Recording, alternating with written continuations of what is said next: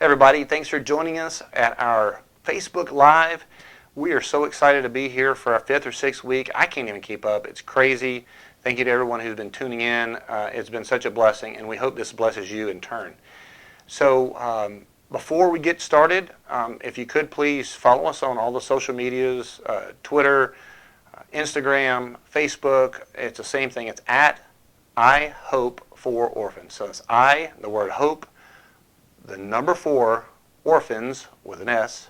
I Hope for Orphans, at I Hope for Orphans. Hopefully you got that. Or you can join us at ignitehope.online. Well, as I shared last week, prayer shifted things for our entire family. We did finally bring our son home. He, along with our other 3 little ones, are complete blessings, and sometimes other things too. Our 3-day adoption trip turned into a 3-week roller coaster ride. After we returned home and things had settled a little, we reflected and realized that our son's life and ours could have turned out very differently if we didn't have the support of our community for prayer, encouragement, and support. The support included buddy passes for multiple flights, a home to live in for 3 weeks in another state, meals to eat, and financial contributions that blessed us in our time of need, and most importantly, people banging on the gates of heaven on behalf of our family. During our son's adoption journey, we experienced people we knew and people we just met doing what they could to be the hands and feet of Jesus to our family in this season. This is why we know that everyone can do something. Now, working in this space of foster care and adoption and seeing statistics, we now know that 33% of adult Americans start or show interest in adoption or fostering. But only 2% actually complete that process. Why are the numbers so low? If you look back at our own adoption journey through spiritual eyes, you'll see that evil knows when to strike and how to strike. Simply put, our enemy is strategic.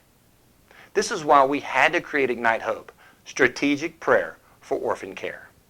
Ignite Hope exists to ensure that any of the 33 of you who want to jump into this fostering and adoption journey are supported through prayer, truth, encouragement, and we're here to be that support for you. Before I go, I want to finish our story from earlier. You know the one about the little girl from Colombia? Well, that little girl has grown up to have a family of her own, one created through biology and through adoption. Her story has compelled her to care about the lives of others in this space, which is why she leads this ministry. Accessibility. I don't know how to do it. I'm sorry. It's okay. How are you doing, Dahlia? Okay.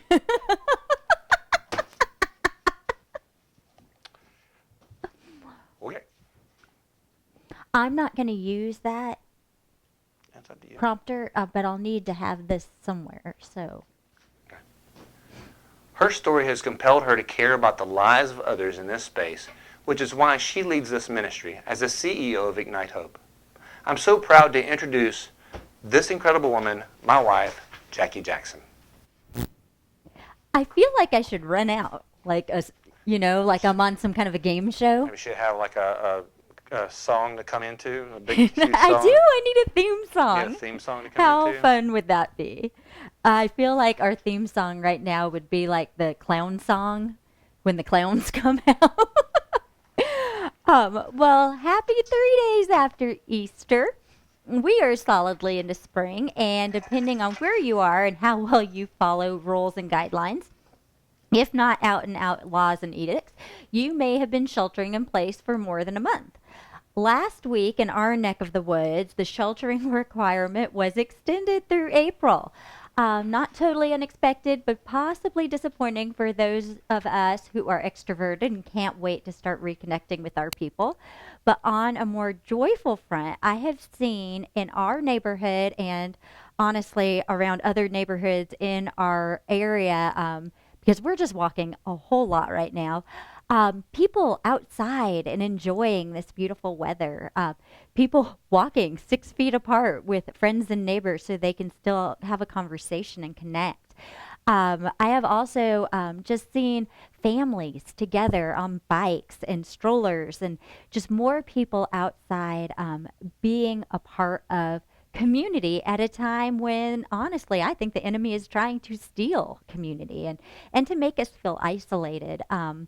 one of the neatest things I saw on a walk in a neighborhood down the street, because we just, need to see some new scenery, was people sitting on beach chairs in their front yard and waving to the people, walking by and driving by. So I just think that that's a really neat way that we're seeing resilience right now during this time when, maybe not feeling like that would be the outcome, but I haven't seen this before, and I'm super excited about it. Maybe you've seen neat ways that people are connecting in this time, and if you have, feel free to share it in the comments. We'd love to know what you're seeing and what's been encouraging to you.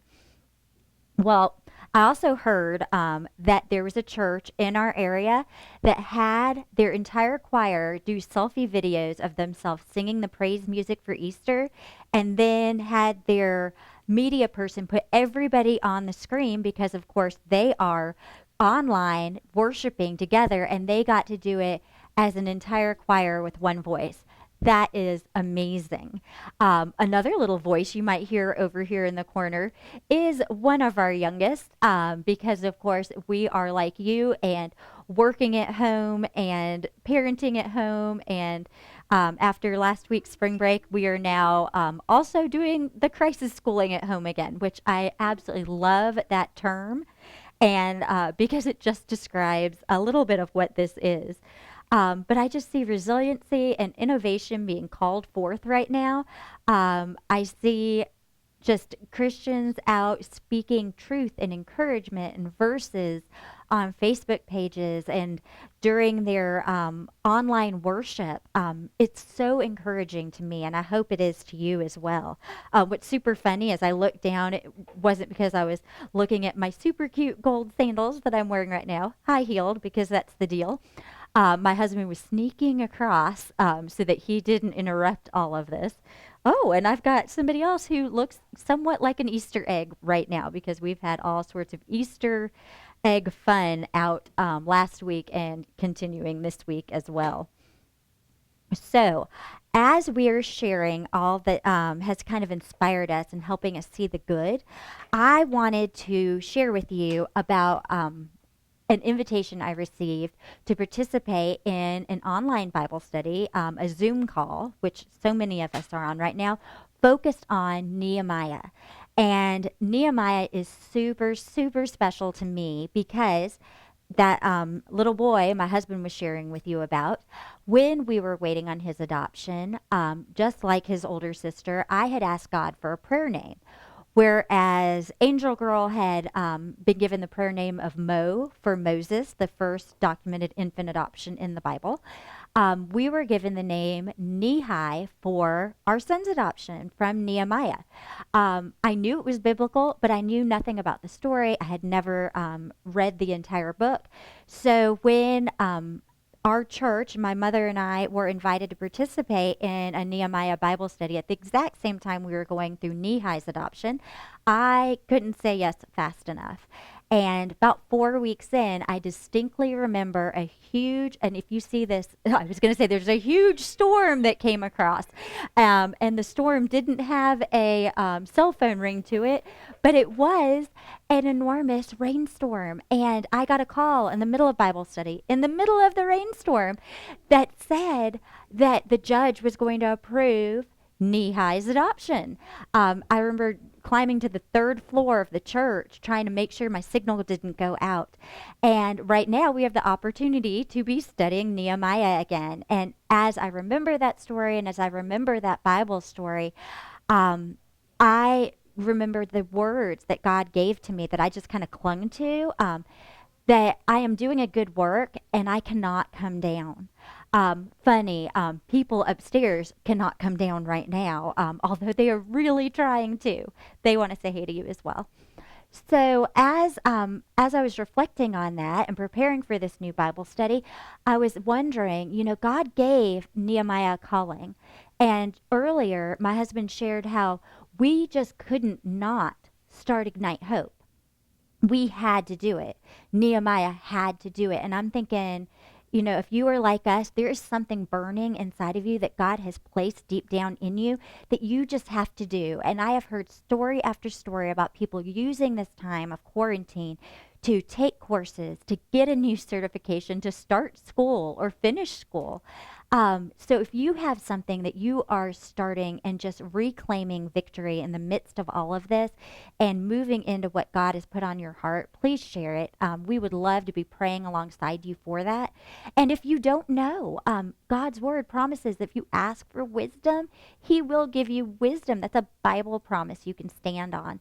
So if you're not quite sure yet and you want to hear from God what he has for you, put that in there too, and we'd love to pray over that for you as well.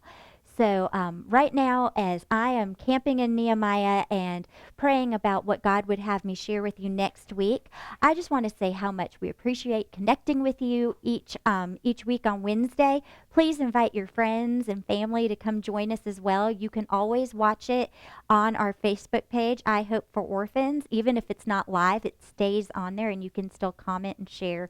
So thank you, y'all, for just being here with us, for spending a little time in the Word, and I hope that this is blessing you as much as it is blessing us. Thanks, guys. Guys, I never say guys, y'all.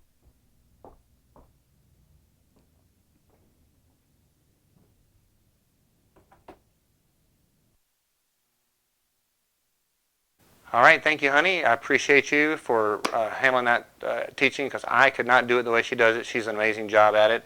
Sorry I had to do a little kid rustling while we were in the middle of that part of it. We need to get us a prayer request for this week. I was thinking that was better than mud wrestling. At least on video, for sure. I don't have my verse right in front of me, so I'm going to read the one that I wrote on the wall here. And this is 1 Kings 3:13. So I always do the 3:13 verses. If you just go through the Bible and start looking up 3:13, after you get past Leviticus, it gets really good because before that, a lot of the verses are, well, if you've read the Bible, you know what I'm talking about. 1 Kings 3:13. And I will also give you what you did not ask for, riches and honor. No other king in the world will be compared to you for the rest of your life. That's 1 Kings 3:13. I thought that was a pretty cool one. Now, I'm not wearing my glasses, so hopefully I'll be able to read this at a distance. I want to have less anxiety in public. Oh, I'm sorry. I should say this. So if you haven't joined us before, this is our prayer cross that we take to Princess for a Day. We had 300 princesses come through and write their prayer requests on here and pin it to the cross. And we pray for one every week. And so this is the one I picked for this week. And each time I pray for one, I stick it on the wall here. You can't see it, but I put it on the wall there so we know that we prayed for them. She says, I want to have less anxiety in public places. It holds me back, and I'd like to have more fun. So Jesus, I just pray that this little girl has more fun. She has less anxiety, Lord. She finds a comfortable and a wonderful place to land that is full of your glory and is full of your people. And we just ask, Lord, that you lift her up in this time that she needs. And Lord, just give us grace and give us wisdom on how we can best help her or the family that she's living with. In Jesus' name, amen. All right. So be praying for her. And make sure you put in the comments the things that you're praying for this week. Easter was a couple of days ago. I just hope that you guys had a wonderful Easter. And I know we did. And we just are so thankful for you that you've joined us and you continue to join us. And we continue to expand this and to be able to come to you guys. So we're going to send out a poll, if we haven't already. We're going to send out a poll, and please fill it out. Let us know what we're doing right, what we're doing wrong, and what we can do in the future to make this better. And we're going to start expanding this over to YouTube as well. So just stick with us, and thank you so much. Again, find us at ignitehope.online, or you can find us on any of the social medias at I Hope for Orphans. That's I, the letter I, Hope, the number 4, Orphans with an S. I Hope for Orphans. You can find us at Twitter, Instagram, and Facebook. And we thank you guys so much for joining us this week. We'll see you again next Wednesday at 1:30. And we'll share a little bit more about our story and what teaching that my wife has to share with us that God's given her this week. Again, blessings to you and your family. Let us know if you need anything. We're here for you. Good night. Good afternoon. Goodbye. What do you say at the end of these things?